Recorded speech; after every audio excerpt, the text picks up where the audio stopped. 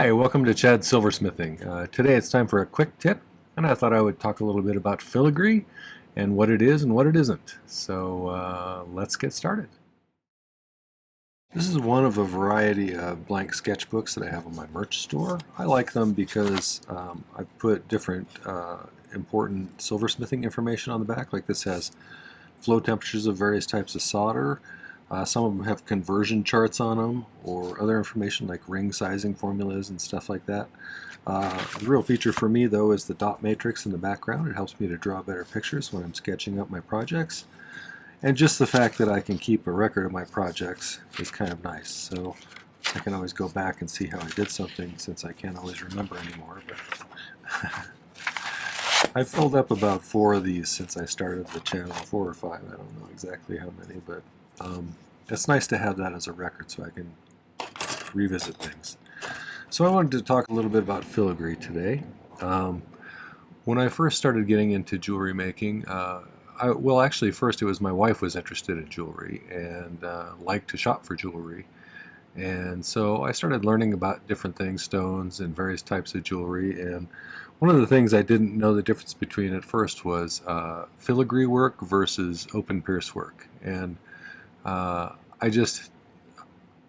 I always assumed that anything with like fine little details was called filigree, and that's not really true. It's a particular technique that people use, and the technique is that you're taking very fine wire, twisting it.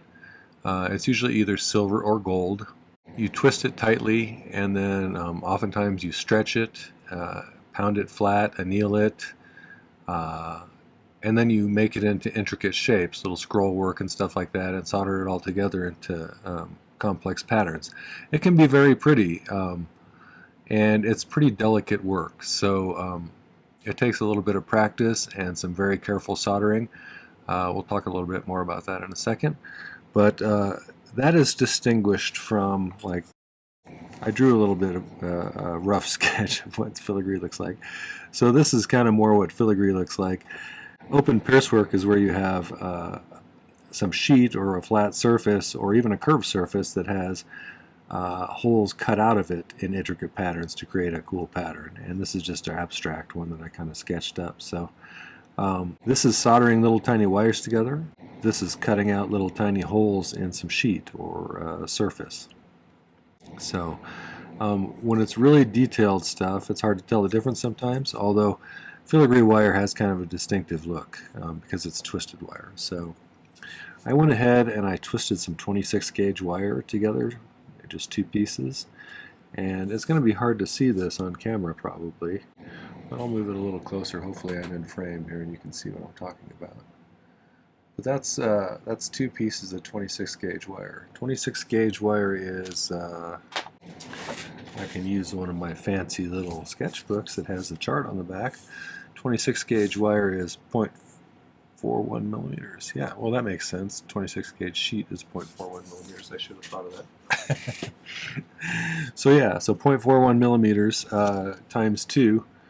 And then typically it's annealed and then flattened. You can either use a rolling mill or just a hammer and flatten it out. I did a little bit of flattened here I just used my chasing hammer, and you can see the difference there. So what that does really is it gives you a really narrow profile, but it has some width to it this way, so it gives it a little structural strength. And you can make some pretty detailed little shapes with that, and I did a little bit of that here.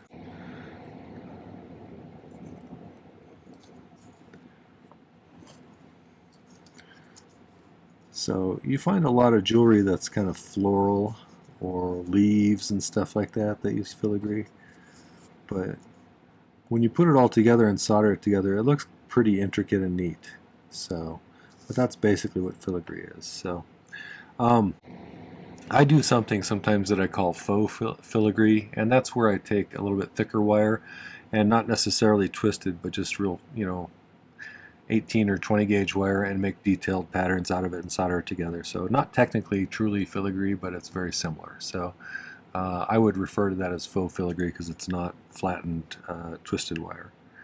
The way people solder it together is People who are experts at this, I think a lot of times use, they file solder so it's into a dust, and then they mix it with water and paint it on after they get their pattern all selected. So they have just very little fine bits of solder here and there. And that's probably a good way because you don't run into over soldering where you get big globs of solder. So I have a tendency when I'm doing stuff like this is to use a pick with very tiny pieces of solder that I'm picking up, and that works okay, although it's probably not as neat as someone doing it the professional way. You could probably use paste solder if you're really careful about the amount that you put on there, but again, you'll run into some globbiness problems maybe with that. Oh, and I meant to mention, historically, filigree has been around since Mesopotamia, according to Wikipedia. 3000 BCE, so roughly 4,000 years ago. So it's a pretty ancient technique, and it's pretty impressive that they could do that kind of detail work, you know, in those times with such primitive tools. So kind of cool to be doing something that people were doing 4,000 years ago too. So have some fun playing with that. It's great for soldering practice if you want to get some practice soldering really tiny details, and might be a nice way to perfect your pick soldering. So hope that's helpful. Tell me what you know. I love, if you're a filigree expert, tell me what I didn't mention in the comments. I'd love to know.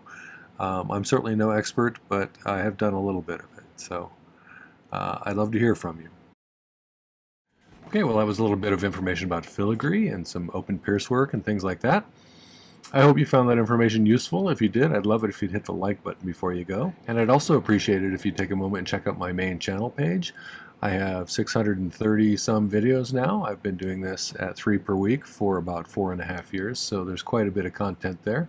I think a lot of it's useful, and there's certainly a lot of projects over there at all different skill levels. So I think if you check it out, you might find that it's worth subscribing to. So I'd love it if you'd subscribe as well. It doesn't cost anything, and it makes it really easy to find my content. So make sure to do that before you go. I'd like to thank some groups of people.